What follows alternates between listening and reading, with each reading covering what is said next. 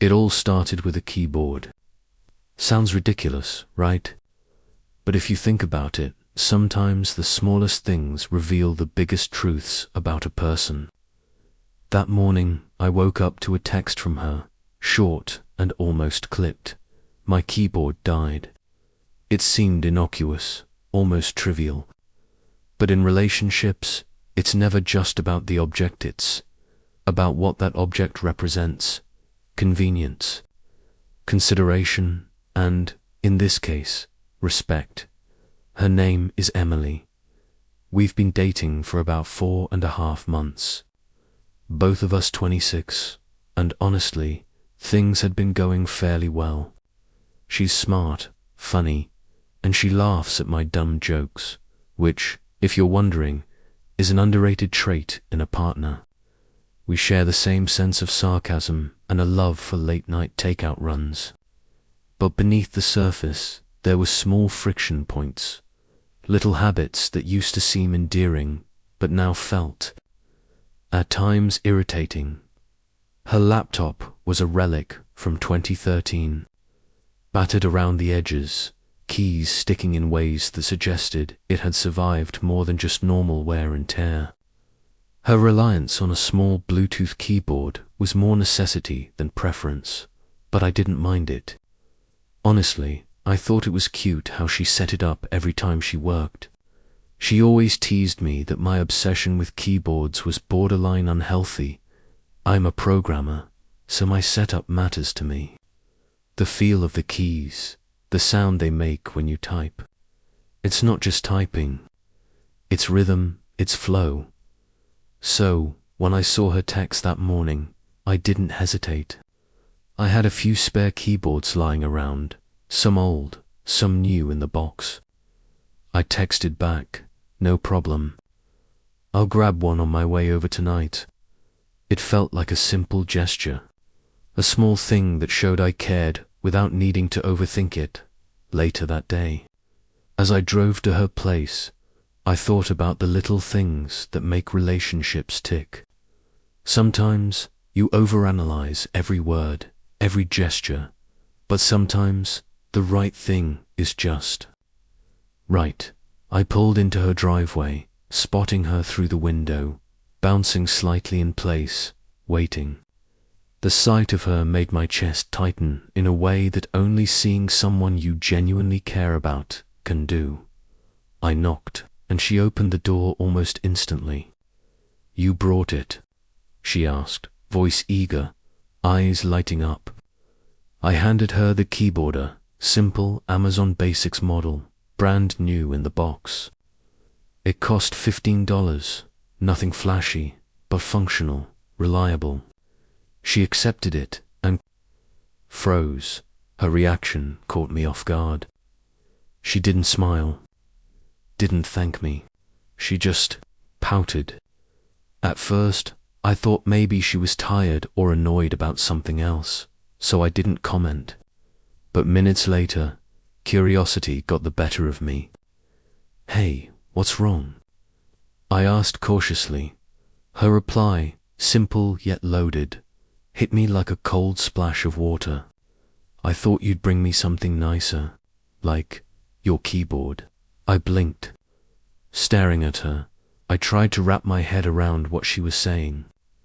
My keyboard.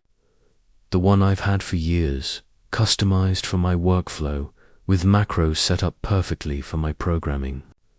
The one I literally can't just hand over without losing efficiency and throwing off my entire evening.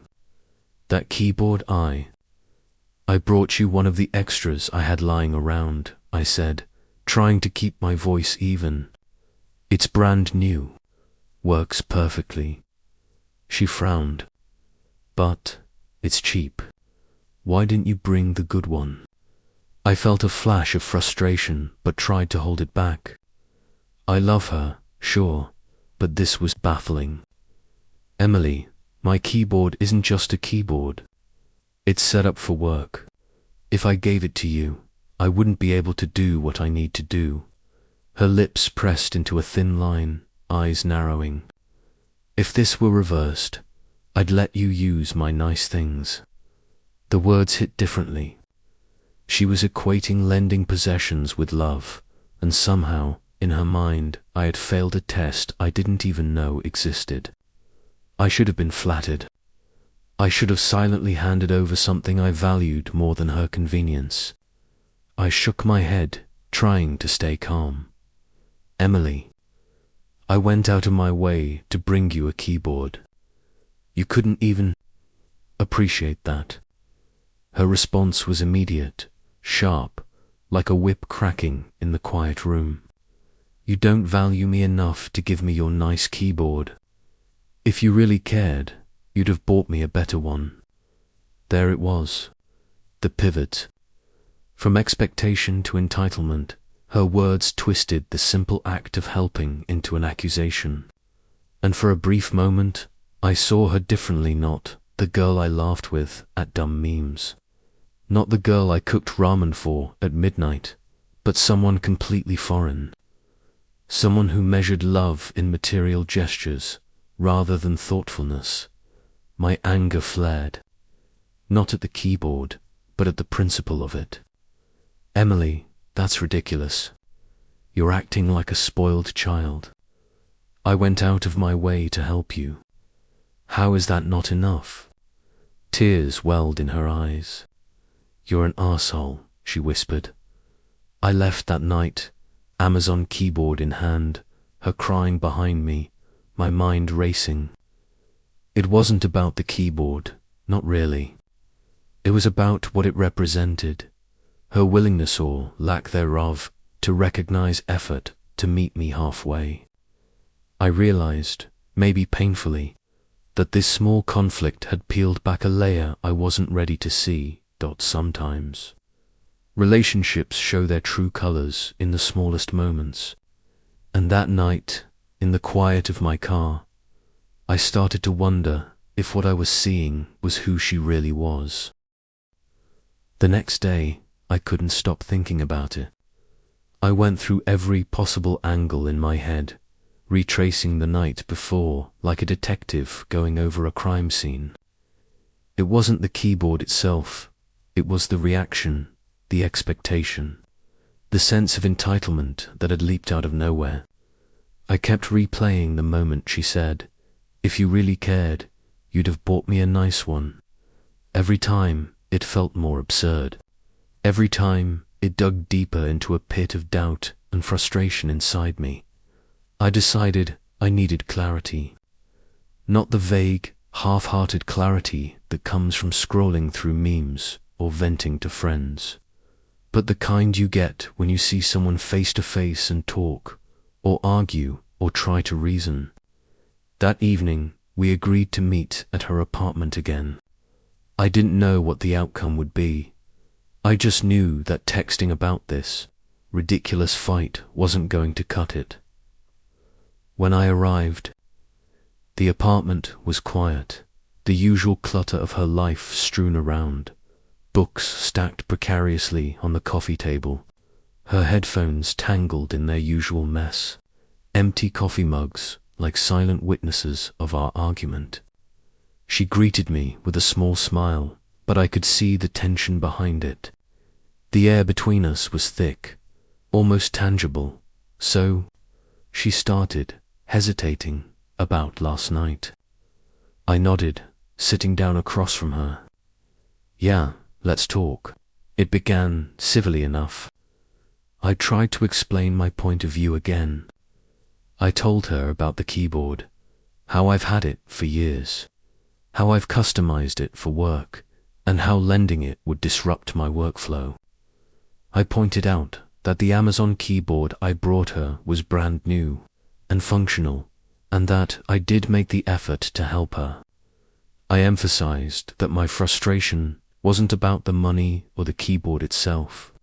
It was about the principle of her reaction. She listened, arms crossed, lips pressed together. Then she fired back. I thought you'd be willing to share something that's really important to you. If the roles were reversed, I'd let you use mine. Why is it different for you?"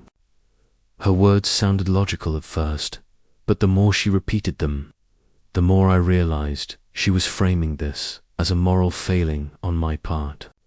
I wasn't being selfish, I was being reasonable. I wasn't being inconsiderate, I was protecting my workflow. But no matter how I phrased it, she wasn't hearing reason. She was hearing judgment. And every time I tried to explain my perspective, it was like throwing pebbles against a wall. Nothing got through. Then came the moment that pushed everything over the edge. She leaned forward, eyes bright with a mix of hurt and challenge, and said, "If you really cared, you'd have gotten me a nice keyboard. You didn't. That says a lot about how you feel about me." I felt my chest tighten, my jaw clench. This wasn't just about a keyboard anymore, it was about the assumptions she was making about my feelings, about my commitment. I wanted to scream, to shake her, to make her see how unreasonable this was. Instead, I stayed seated, trying to keep my voice calm. "Emily, this isn't about love or care. I went out of my way to help you. That should mean something. And expecting me to give up something I rely on every day, that's not reasonable. That's not love. That's entitlement." Her expression twisted, like I'd slapped her with words. Tears welled in her eyes again, this time with a bitter edge. "You're calling me spoiled?" "Yes," I said firmly, "because what you just did complaining about a $15 keyboard when I went out of my way to bring it to you is spoiled." She gasped, turning her face away, voice cracking. "I can't believe you'd say that. I can't believe you're treating me like this." And there it was. The realization I had been avoiding. The person I thought I knew. The person I had been laughing and sharing late nights with had a side I hadn't seen before. Entitlement, inflexibility, the idea that love should be transactional. I could feel my anger bubbling, but also a strange clarity. This wasn't a fight that would resolve itself. This was a defining moment. The way she reacted to small inconveniences, the way she measured care through material things, it was a glimpse into how future conflicts might unfold. And honestly, I wasn't sure I wanted to continue down that road. We sat in silence for a long moment. The tension was suffocating, the kind that presses down on your chest and makes it hard to think. And in that silence, I realized that the keyboard had been a mirror, reflecting something far bigger than a simple object. It reflected the boundaries I was willing to uphold, the expectations I was unwilling to compromise on, and the realization that her behavior was not a one-time fluke, it was a pattern, a glimpse into her true colors. I wanted to argue further, to make her see reason, but I knew it would be futile. Sometimes words aren't enough. Sometimes the reality of someone's behavior speaks louder than anything you could say.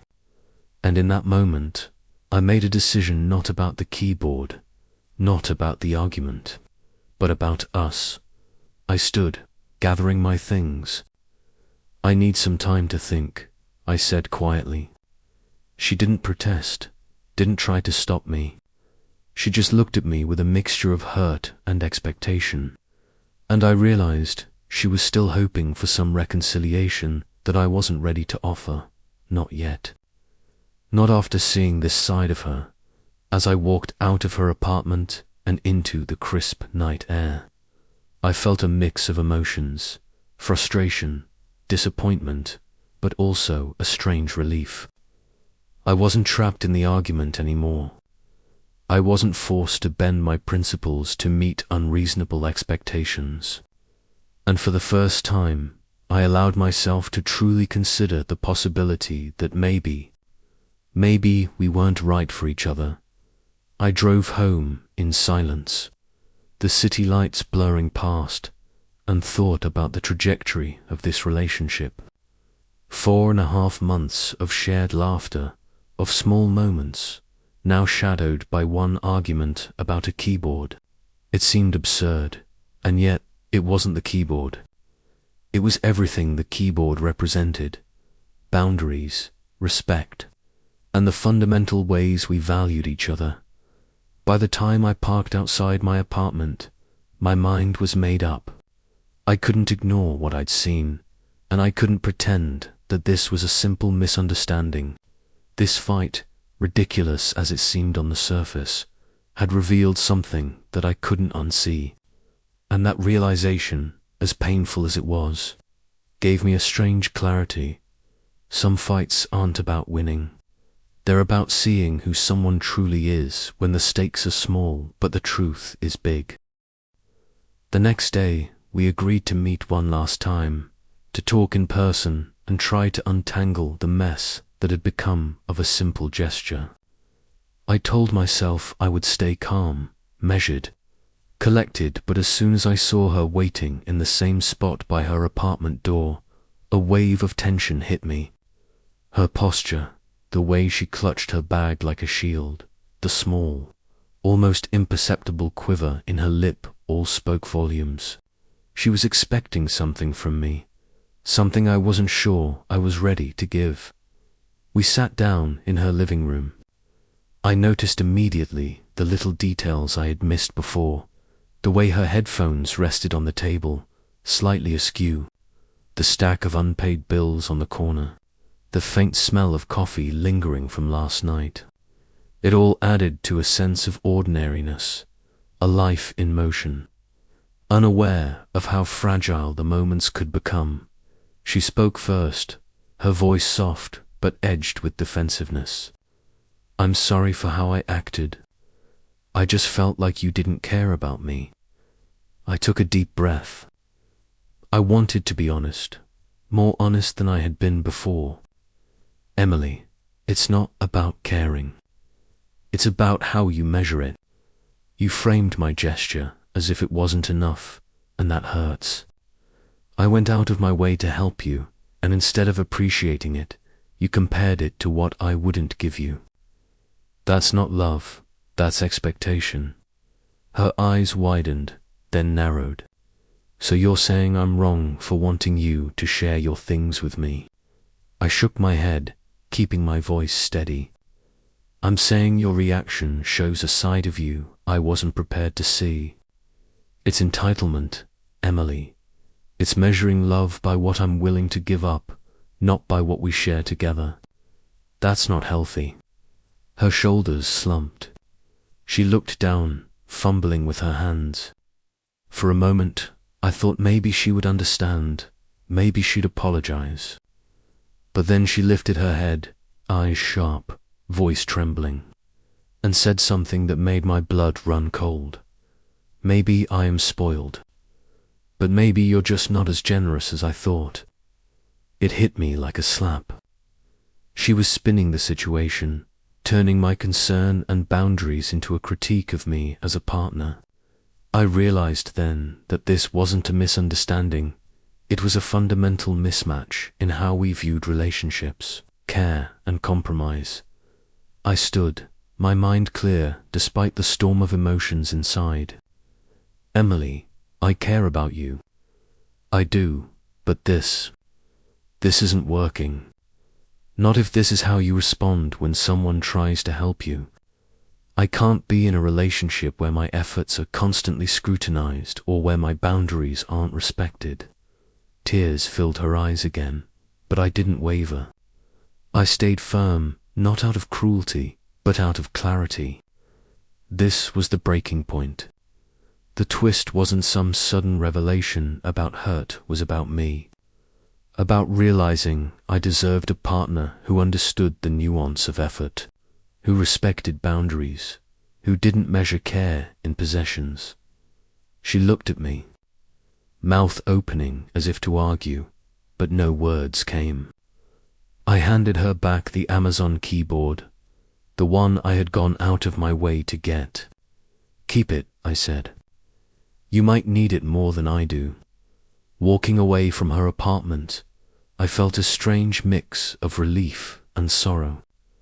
Relief that I had stood my ground, sorrow for the realization that love sometimes isn't enough when fundamental values clash. The revenge, if you could call it that, wasn't in spite or malice, it was in clarity, in taking a stand for myself, in refusing to let entitlement dictate the terms of care. That night, alone in my apartment, I thought about what had happened. A keyboard, small and unremarkable to anyone else, had become the lens through which I could see the truth. It had revealed character, revealed expectations, and ultimately revealed that some battles, no matter how trivial they seem, are telling. And in walking away, I hadn't lost it. Wasn't about winning. It was about honoring my values and refusing to settle for less than respect, understanding, and mutual appreciation. As I lay in bed that night, I realized that relationships are often defined by the small gestures, by the everyday acts of consideration. And sometimes, the way someone reacts to the small things tells you more about them than months of laughter ever could. I had a choice: to stay and compromise my principles, or to walk away and preserve my integrity. I chose the latter, and in that choice there was a kind of quiet, unspoken revenge, not of malice, but of truth, because sometimes the most powerful way to teach a lesson is not to yell, not to fight, but simply to step back, to refuse to be manipulated, to live by your own standards and let the consequences of entitlement unfold naturally. And as the city lights glimmered outside my window, I finally felt it. Freedom, clarity, and the subtle vindication that comes from knowing you didn't compromise yourself, even when love demanded it.